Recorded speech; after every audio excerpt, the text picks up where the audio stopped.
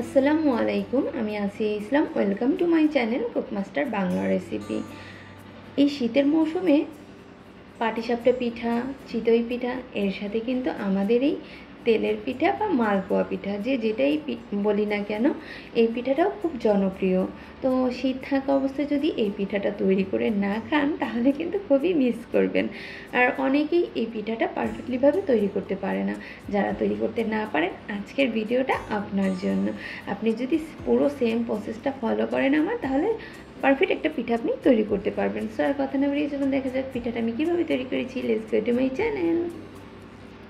পিঠা তৈরি করার জন্য এখানে আমি 2 কাপ পরিমাপে শুকনো চালের গুঁড়ো নিয়ে নিয়েছি। একদম দোকান থেকে যে শুকনো চালের গুঁড়োটা কিনতে পাওয়া যায় ওই চালের গুঁড়োটাই এখানে আমি নিয়ে নিয়েছি। আর তার সাথে অ্যাড করে দিলাম 1/2 কাপ পরিমাপে ময়দা। আপনার হাতের কাছে যদি ময়দাটা না থাকে আপনি আটাটাও অ্যাড করে দিতে পারেন, কোনো প্রবলেম নেই। আর আটাটা দিলে পিঠাটার চারো সাইড থেকে একটু উপর থেকে মুচমুচে ও ভিতর থেকে একটু সফটনেস আসে, খেতে খুবই ভালো লাগে। আর অ্যাড করে দিয়েছি গুঁড়ো দুধ 1/2 কাপ পরিমাপে। আপনারা কিন্তু অবশ্যই গুঁড়ো দুধটা অ্যাড করে দেওয়ার চেষ্টা করবেন, তাহলে কিন্তু পিঠাটা খেতে খুবই ভালো লাগবে। আর দিয়েছি 1/2 কাপ পরিমাপে চিনি। আমার এখানে আমি যতটুকু চালের গুঁড়ো আর আটা নিয়েছি বা ময়দা নিয়েছি, এটার সাথে আমার 1/2 কাপ পরিমাপে চিনি দিলেই মিষ্টিটা পারফেক্ট হবে। কিন্তু আপনারা যদি আরেকটু বেশি খেতে চান আরেকটু বাড়িয়ে দিতে পারেন, কিন্তু অতিরিক্ত বেশি মাত্রায় দিতে যাবেন না, ওতে কিন্তু প্রবলেম হবে। সেটা আমি আপনাদেরকে পরে বলে দিচ্ছি। আর অ্যাড করে দিয়েছি স্বাদ মতো একটু লবণ। আপনারা আপনাদের পরিমাপ অনুযায়ী লবণটা অ্যাড করে নেবেন। আর শুকনো উপকরণগুলো আমি একটু ভালো করে হ্যান্ড উইচের সাহায্যে মিক্সড করে নিলাম। আর এখানে দিয়ে দিলাম 1 কাপ পরিমাপে পানি। আমার পানিটা হচ্ছে হালকা কুসুম গরম, একদম বেশি গরম না, একেবারেই হালকা কুসুম গরম পানি আমি 1 কাপ পরিমাপে অ্যাড করে দিয়েছি। আর এখন হ্যান্ড উইচের সাহায্যে ভালো করে এটাকে একটু মিক্সড করে নেব। আপনারাও কিন্তু একবারে বেশি পানি অ্যাড করতে যাবেন না। যদি আমার এই পরিমাপে আপনারা চালের গুঁড়ো নেন, তাহলে এখানে 1 কাপ পরিমাপে পানি ফার্স্টে অ্যাড করে দেবেন। তো আমি ভালো করে 3 থেকে 4 মিনিট একটু মিক্সড করে নিলাম হ্যান্ড উইচের সাহায্যে। আপনারাও 3 থেকে 4 মিনিট হাতে টাইম নিয়ে একটু মিক্স করে নেবেন, তাহলে বেটারটা খুব সুন্দর হবে বা পারফেক্ট হবে। এখন আমার ব্যাটারটা একটু ঘন আছে। 1 কাপ পানি দেওয়ার পরে আমি আর একটু পরিমাণে পানি এখানে অ্যাড করে দিলাম আমার ব্যাটারটা আর একটু পাতলা করার জন্য। কারণ পিঠার ব্যাটারটা বেশি ঘনও রাখা যাবে না আর বেশি পাতলাও করা যাবে না, তাহলে কিন্তু আমার পিঠাটা পারফেক্টলিভাবে তৈরি করা হবে না। তো আমি ভালো করে ফেটিয়ে নিচ্ছি। আর দেখতেই পাচ্ছেন আমরা কেক যেরকম তৈরি করি, ব্যাটারটা যেরকম পাতলা থাকে তার চাইতে একটু পরিমাপে বেশি পাতলা করে নিয়েছি আমি। বেশি পাতলা করা যাবে না, কিন্তু একটু পরিমাপে। তো আমি 5 মিনিট রেস্টে রেখে দিয়েছিলাম। এখন দেখতেই পাচ্ছেন একটা চামচের সাহায্যে একটু নেড়ে নিচ্ছি, নিচে বসে গেছে যেহেতু 5 মিনিট রেস্টে রেখেছিলাম। চালের গুঁড়া আছে এটার মধ্যে, তো মিক্স করে তারপর হচ্ছে এখানে আমি 1/2 কাপ পরিমাপে নারকেল কোড়ানো অ্যাড করে দিচ্ছি।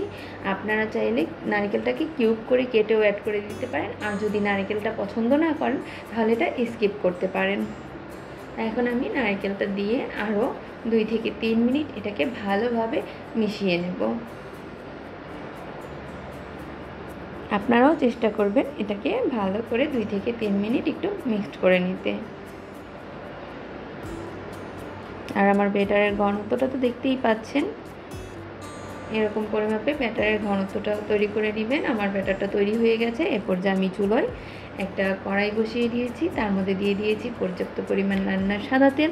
আর তেলটা কিন্তু মিডিয়াম গরম আছে, হাই হিট করিনি আমি। আর আমার চুলার আঁচটাও কিন্তু মিডিয়াম টু লো হিটে আছে, কোনোভাবেই এটাকে বাড়ানো যাবে না।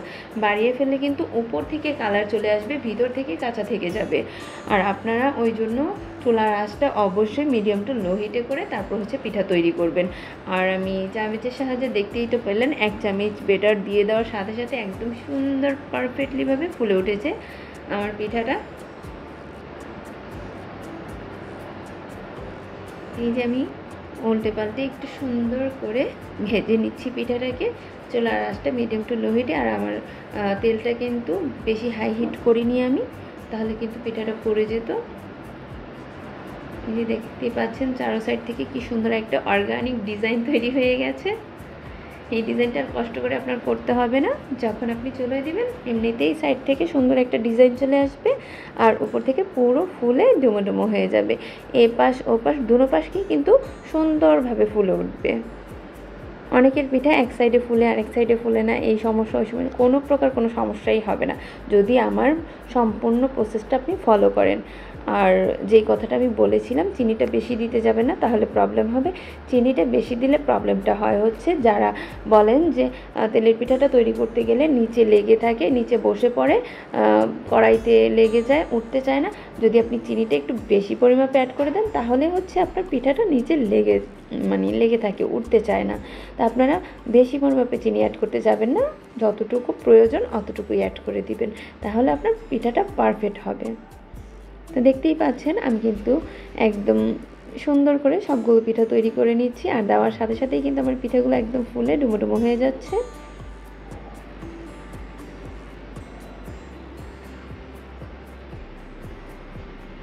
আপনারা কিন্তু পুরো প্রসেসটা ফলো করবেন। আর এখানে কিন্তু বেকিং পাউডার, বেকিং সোডার কোনো কিছুই আমি অ্যাড করিনি, একদম পুরোটাই আপনাদেরকে দেখানোর চেষ্টা করেছি।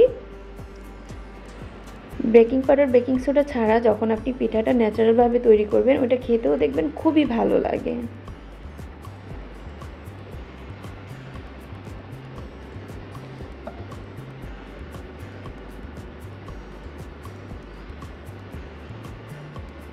যে চারো সাইড থেকে খুব সুন্দর একটা ডিজাইন চলে এসেছে। এইরকমভাবে ফুলে পিঠাগুলো মানে উল্টানোর সময় প্রবলেম হয়ে যায়, উল্টাতে চায় না, এতটা পারফেক্টলিভাবে পিঠাগুলো তৈরি হয়। আপনারা যদি আমার পুরো প্রসেসটা সুন্দর করে ফলো করেন তাহলে অবশ্যই আপনারা আমার মতো একদম পারফেক্ট পিঠাটা তৈরি করতে পারবেন। এই যে সেম প্রসেসে আমি সবগুলো পিঠাই তৈরি করে নিচ্ছি। আর আমার পিঠাগুলো যদি আপনার কাছে ভালো লেগে থাকে তাহলে কিন্তু অবশ্যই একটা লাইক করে দিবেন, আর কমেন্ট বক্সে কিন্তু কমেন্ট করে জানাতে ভুলবেন না যে আমার ভিডিওটা আপনাদের কাছে কেমন লেগেছে। আমার সবগুলো পিঠা তৈরি হয়ে গেছে, এই যে দেখতেই পাচ্ছেন এই পাশ ও পাশ কত সুন্দরভাবে আমি ভেজে নিয়েছি পিঠাগুলো। আর সাইড থেকে খুব মুচমুচে হয় পিঠাগুলো, ভিতর থেকে একদম সফট, মানে খুবই ভালো লাগে এই পিঠাগুলো খেতে। আমি একটু ডেকোরেশন করে নিচ্ছি, আপনারা চাইলে ডেকোরেশন করতেও পারেন, না চাইলে এমনিতেও খেয়ে নিতে পারেন।